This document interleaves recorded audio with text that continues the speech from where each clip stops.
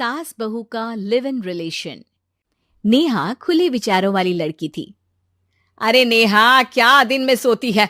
ससुराल में ऐसा नहीं चलेगा, वहां तो काम करना पड़ेगा। काम जितना काम होगा कर लूंगी माँ, पर अगर कोई ये कहे कि सारा आराम छोड़कर सिर्फ काम ही करना है तो ना भी ना, मुझे नहीं करनी शादी।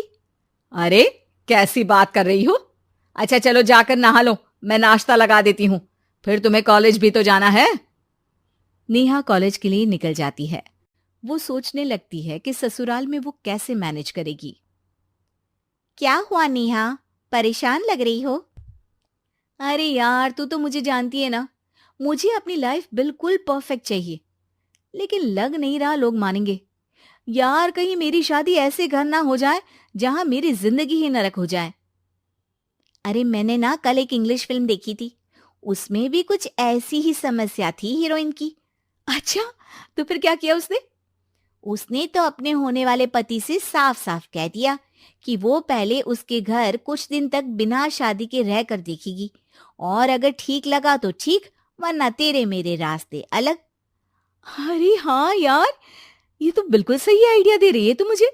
चल मैं तो चली, थैंक्स यार, तूने मेरी प्रॉब्लम सॉल्व कर दी। ये बोलकर नेहा खुशी खुशी वहां से निकल जाती है, लेकिन पीछे से उसकी सहेली कहती है, अरे नेहा, नहीं नहीं, कुछ नहीं सुनना मुझे। ये बोलकर वो वहां से चली जाती है। हे भगवान, पूरी बात सुने बिना ही चली गई।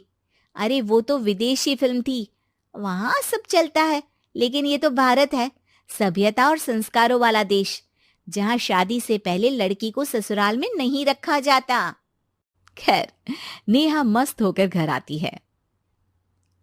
नेहा, कल तुझे लड़के वाले देखने आने वाले हैं, और हाँ, इस बार कोई बहाना नहीं चलेगा। हाँ हाँ, आने दो आने दो, मैं तैयार हूं शादी के लिए। अगले दिन लड़के वाले आते हैं, जहां लड़का कहता है, मुझे अकेले में लड़की से कुछ पूछना है। हाँ हाँ, क्यों नहीं बेटा, जाओ नेहा, घर तो दिखा दो इन्हें। नेहा भी खुश हो जाती है कि उसे मौका मिल गया है लड़के से अपनी शर्त रखने का।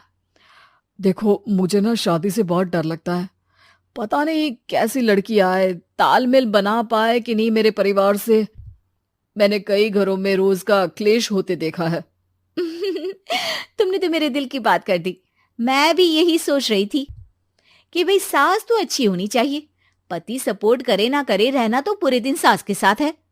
लेकिन मेरे पास ना इसके लिए एक बहुत अच्छा आइडिया है। अच्छा, कैसा आइडिया? क्यों ना शादी के पहले मैं कुछ दिनों तक तुम्हारे घर आकर रह लूं, तुम लोग मुझे समझ लेना, मैं तुम लोगों को समझ लूंगी। ठीक लगा तो शादी, वरना टाटा बाय बाय। क्यों? लड़के को नेहा की बात में दम लगता है। वो घर के सभी लोगों के सामने नेहा की बात रखता है। अरे पागल हो गई है क्या? ये कैसी शर्त है? अरे शादी से पहले मैं क्यों तुझे किसी और के घर भेजूंगी रहने? अरे लड़की के ख्याल तो 20 साल आगे के हैं, इतनी भी खुले विचारों वाली लड़की नहीं चाहिए हमें। अरे माँ, क्या बुरा और गलत बोल रही है ये? रहना तो हम दोनों का है ना। कल को कोई परेशानी आई तो तुम सब तो ये बोलकर निकल जाओगे कि जिंदगी तुम लोगों को ही निभानी है। तुम लोगों को जो करना है करो, तब क्या करूंगा बताओ? सबके समझाने पर वो लोग मान जाते हैं। वाह, मैं 2-3 दिनों में पैकिंग कर लूंगी, तो आकर मुझे ले जाना। और नेहा पहुंच जाती है विशाल के घर। आओ आओ, ये रहा तुम्हारा कमरा। इस घर में तुम एज अ गेस्ट रहो, लेकिन माँ तुम्हें बहू की तरह ही ट्रीट करेंगी, और तुम भी उन्हें सास की तरह ही रखना। बस फिर क्या था, शुरू हो जाता है लिव इन सास बहू का ड्रामा। अरे चाय तो बना दे बहू। जी सासू माँ, अभी लाई। नेहा चाय लेकर आती है कि बस चाय लेकर आई हो, इसके साथ पकोड़े भी ले आती। लेकिन आपने तो बताया ही नहीं कि आपको चाय के साथ पकोड़े भी चाहिए। हाँ हाँ, अब तो पता चल गया ना। रात को खाना खाने के बाद नेहा किचन में खटर पटर कर रही होती है। क्या हो रहा है वहां नेहा? माँ जी, मैं ना रात को अदरक वाली चाय पीकर सोती हूँ, ये मेरी आदत है। अच्छा, तो जरा मेरे लिए भी बना देना। दोनों सास बहू रात को चाय पीती हैं। अगले दिन, नेहा, मैं मंदिर जा रही हूँ, मेरी साड़ी निकाल कर बेड पर रख दे। नेहा सास के लिए साड़ी निकाल कर रख देती है। वो देखती है कि उसके आने के बाद से सास ने घर का कोई भी काम करना छोड़ दिया है। यार मैं क्या करूं? ऐसा ससुराल तो मुझे नहीं चाहिए था जिसमें मैं ही सारा काम करूं। मैं तो ऐसा घर चाहती हूं जहां सास और बहू दोनों मिलकर किचन में काम करें।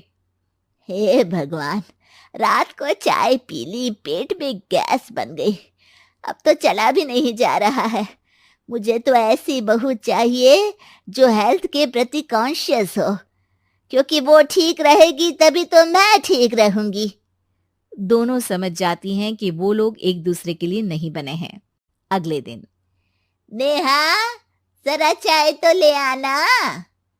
नेहा चाय के साथ चिला भी बनाकर ले आती है। सास खा पीकर सो जाती है। अगली सुबह, तेरी बुआ सास आ रही है, उसे मैंने तेरे बारे में बताया है। तभी वहां गंवार से एक महिला आ जाती है। चलो यहां से निकलो, कुछ नहीं है खाने के लिए, जाओ।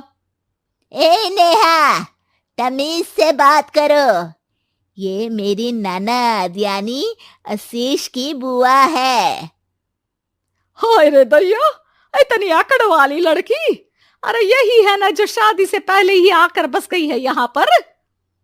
बस नहीं गई हूं, बसना है या नहीं ये डिसाइड करने आई थी, लेकिन इन लोगों के रिश्तेदार इतने गंवार हैं तो मैं तो ना कर रही इस घर में शादी।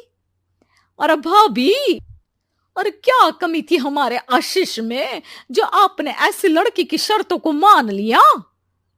अरे वो तो आशीष के कहने पर मैं झुक गई, वरना ऐसी लड़की को तो मैं घर में घुसने भी ना दूं।